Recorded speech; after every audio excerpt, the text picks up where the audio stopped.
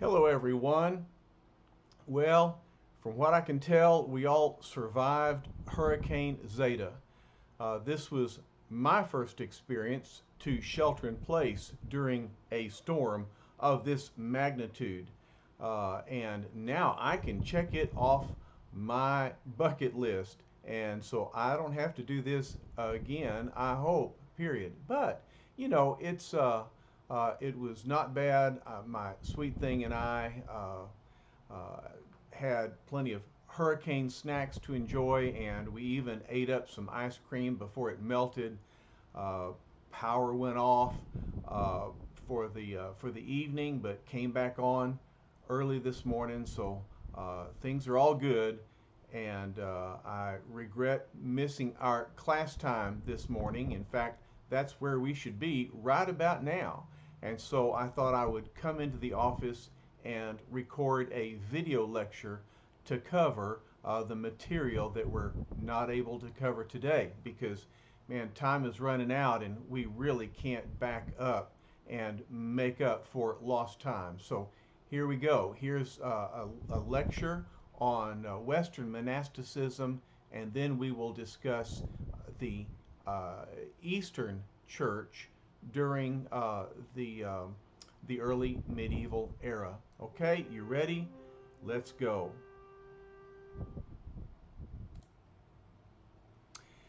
The other day, we talked about the rise of the papacy, one of the two major institutions of the medieval church. All right, we talked about the significance of Rome, the city, in the socio-political reality of the medieval era. We talked about the biblical and theological justification offered by the Catholic Church as to the reason why the Bishop of Rome is so significant. All right, we talked about Leo I and Gregory I and the contributions they made to their office, both politically and theologically. All right, now we want to move on to the second great institution of the medieval church, and that is monasticism.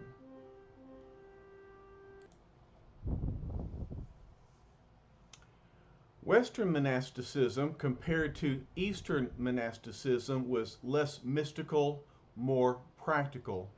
Yes, they did punish the body and live ascetic lives, but not necessarily for the renunciation of their flesh, but because they wanted to train for a mission to the world. And we will see how monks became integrally involved with mission work. They did not practice solitary monasticism, but they focused more on communal monasticism. And then again, there was less tension between the monks and the bishops of the church. I talked to you about how in the East, some monks claimed to have authority because of their devotion and asceticism. In the West, monasticism acted more like the right arm of the church, and so they were more cooperative with the Pope. Martin of Tours became one of the famous early Western monks. He was a Roman soldier and also a catechumen, meaning he had enrolled in the rolls for baptism. And during that period in his life, he encountered a beggar who was needing clothing. And so Martin divided his cloak and gave him half of it. That night in a vision, he saw Christ wearing his half cloak. And so, according to that visionary story, Martin shared with Christ himself. All right, he pursued the monastic life, but like so many monks that we've seen elsewhere, he was acclaimed the Bishop of Tours is a major city in France. Even as bishop, though, he still continued his monastic life, and other monks gathered around him, and thus monasticism began to develop in the West.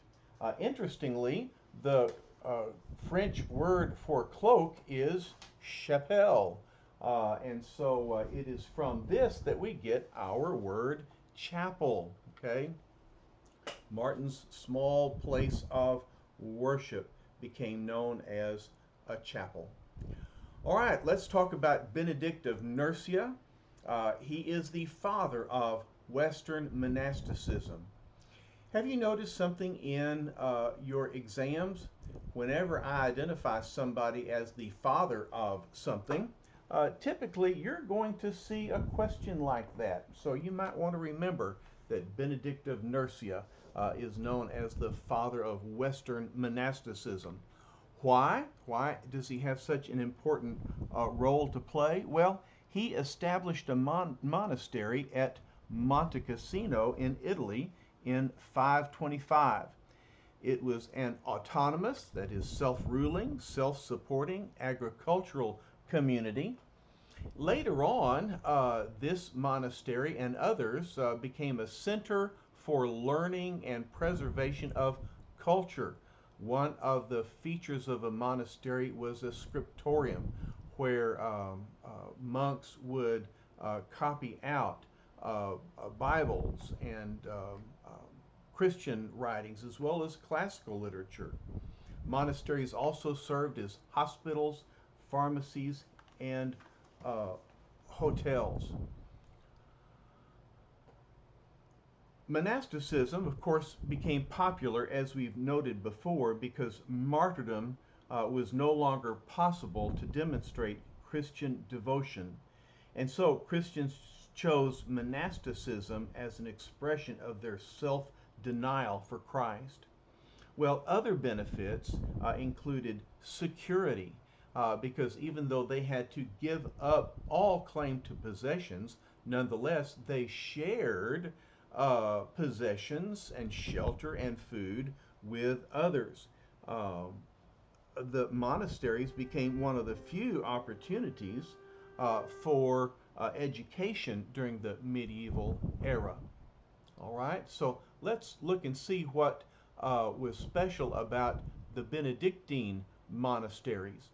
Benedict issued a rule, that is regulations, which his monks were required to follow, and here they are. Those rules included permanence, that is, once a monk entered into a specific monastery, he could not move from one to another.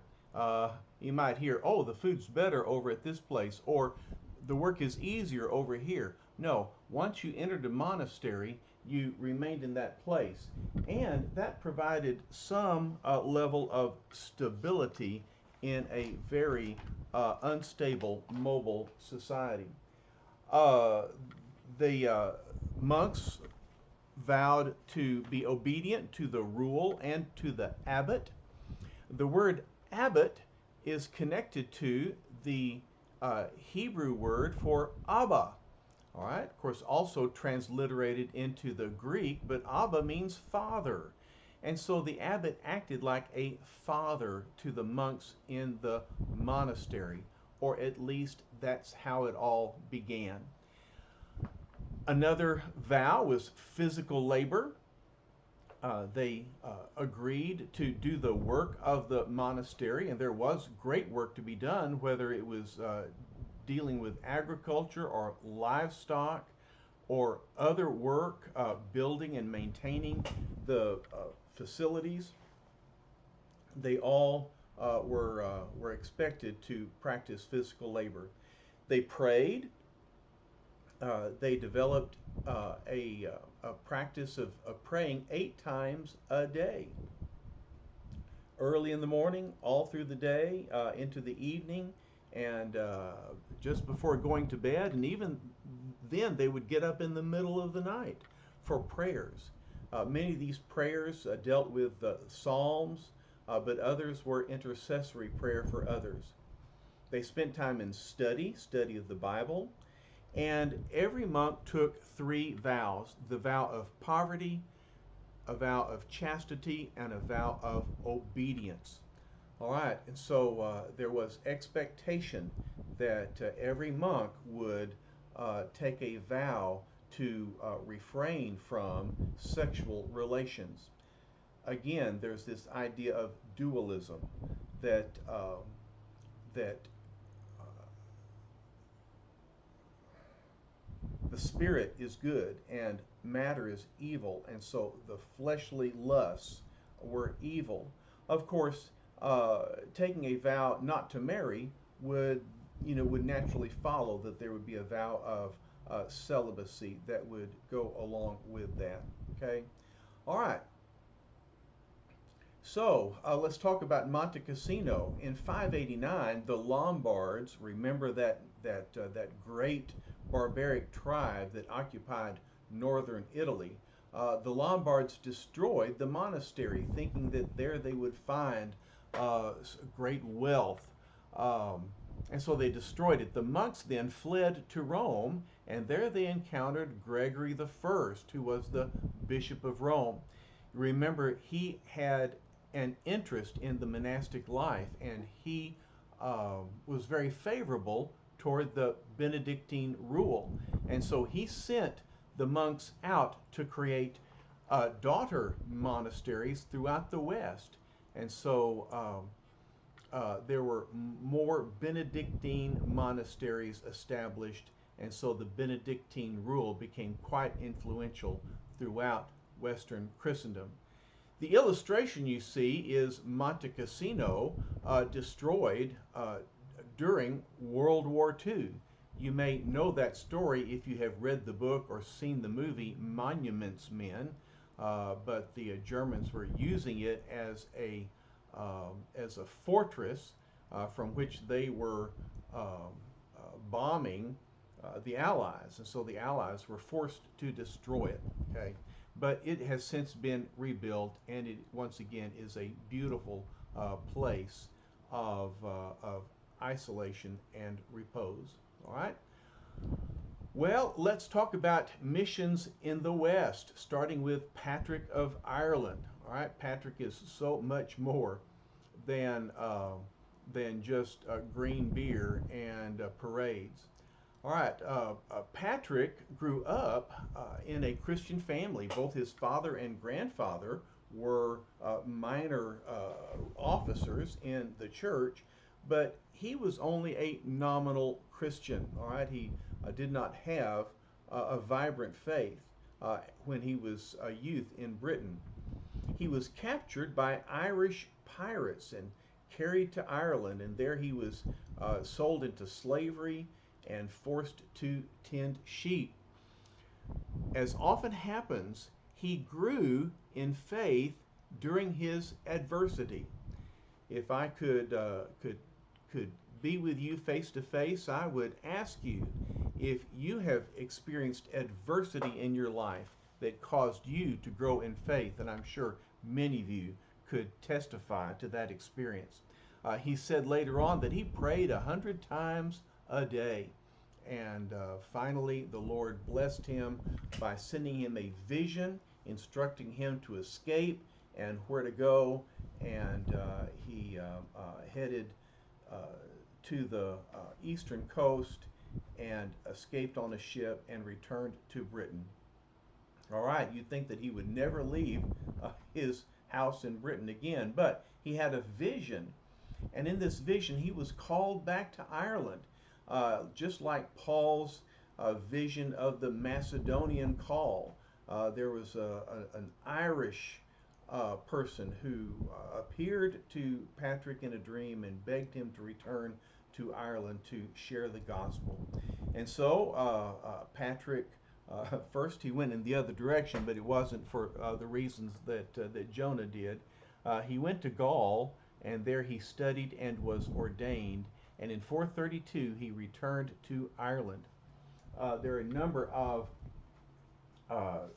legends that have been raised about Patrick. One that the first person that he encountered in Ireland was a druid pagan chief named Daiku, who was hostile to him. But when he tried to strike Patrick, his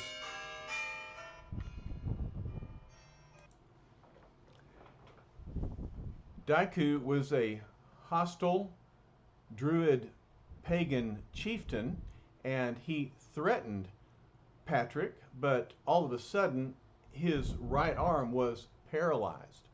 And Patrick told him that his arm would be restored only when he reached it out to shake his in friendship. Okay, so Daiku was among his first converts. And just like Clovis, once Daiku converted and was baptized, his followers followed suit. All right, Patrick also was known for establishing monasteries around the island of Ireland, and Irish monasticism became a major force in preserving scholarship and influencing Europe.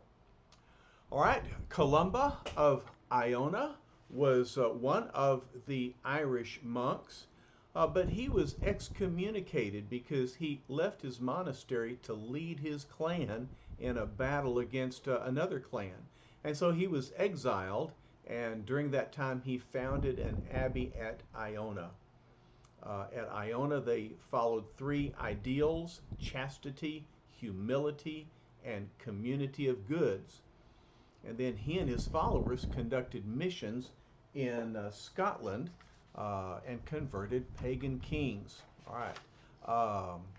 In 635, the monks from Iona established a base at Lindisfarne and then moved southward to evangelize northern England. So, in southern England, we have Augustine of Canterbury. He had been sent by Gregory I to convert the Saxons. The story goes that Gregory saw a group of children who were being sold as slaves. These children were blonde-haired and blue eyes. Gregory asked where they came from, and he was told that these were Angles. And he said not Angles, but angels. And so he sent Augustine to England to evangelize that area. Now, we call him Augustine of Canterbury to distinguish him from Augustine of Hippo, the great church father who lived 200 years earlier and about whom we have already studied. But Augustine encountered the Saxon king Ethelbert, who was married to the Christian queen Bertha. All right, and so Bertha convinced her husband to convert to Christianity, and so they did in 597.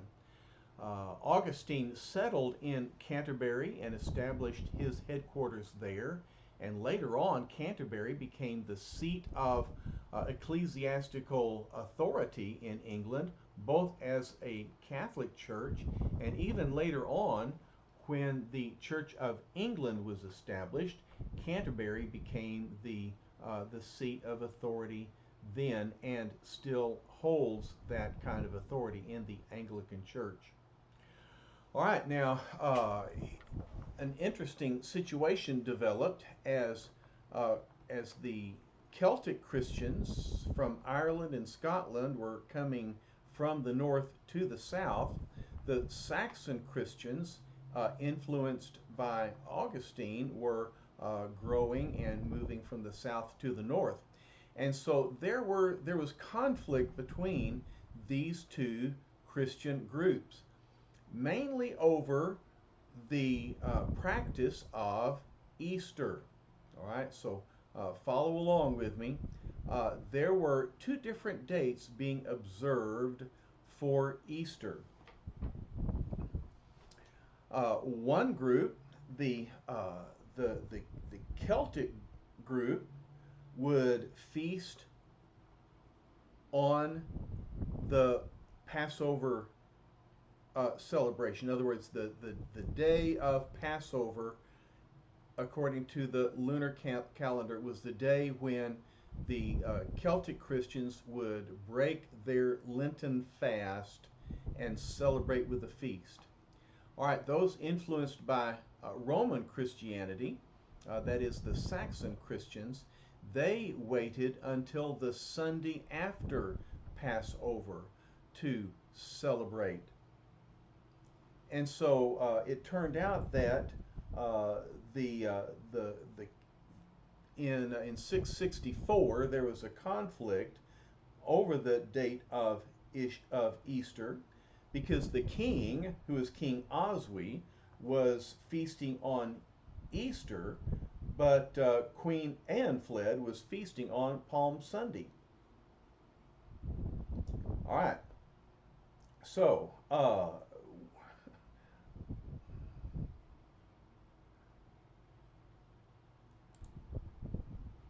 well, I'm kind of messing up the story, but the point is that in the mid-7th century there were two traditions. One from the Scotch-Irish tradition in the north, and the other from the Roman tradition that came over with Augustine. Well, the king was fasting at one time, and the queen was feasting at another time, and so they called together a synod of bishops. And when the king Oswy heard that Peter was the bishop of Rome and that he holds the keys of the kingdom, he adopted Roman Catholicism. All right. So Roman Catholicism became the pattern of Christianity in England. All right, another Anglo-Saxon monk was born with the name Winfrid. He lived in a monastery until he was called to evangelize what is now Germany. And so he took on the name Boniface, and as he went into that area, his method was to convert the chief or the prince and then to baptize the people and teach them. He ministered under papal and civil authority. Charles Martel and Pepin the Short were the civic leaders, and Pepin administered a coup against the king, and the Pope at that time authorized Boniface to crown Pepin as king, thereby solidifying the relationship between church and state in the French-German area. This is going to be very significant very soon as we talk about Charlemagne and the rise of the Holy Roman Empire.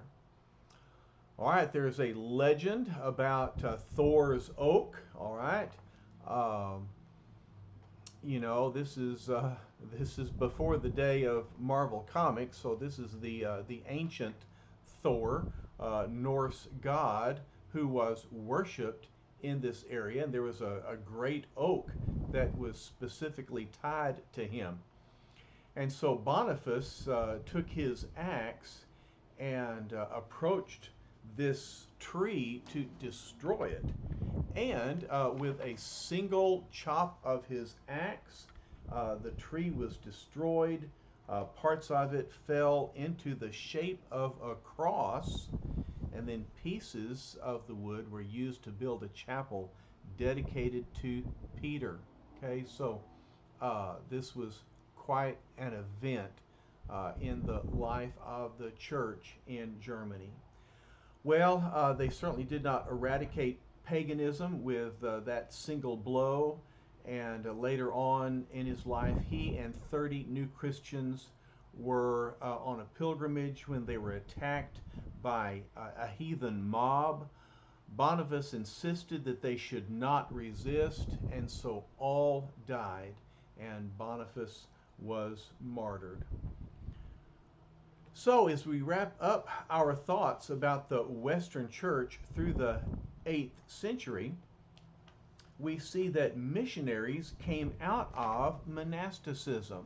Now, that surprises us because we think of the monastic life as the communal life, as the cloistered life. We think of monks as being separated from the world. And yet, monks in this era experience this deprivation of luxury in order to build up their discipline and their stamina so that they could go out and live and work in difficult circumstances. And so monasticism provided a number of missionaries that evangelized much of this area in Europe, England, and Ireland. Now, popes, as we will see, will be influenced by monasticism. Many of them came out of monasticism themselves, such as Gregory, all right? And they are willing to utilize monks in the reformation of the church. And these popes commissioned missionaries. And so these three movements, the papacy, monasticism, and missions, all were tied together at some time. All right? Now, we will move from here to a discussion of the Eastern Church. And then later on, we will have lectures that look at the papacy again and monasticism again as we see how these two institutions develop over time during the medieval era.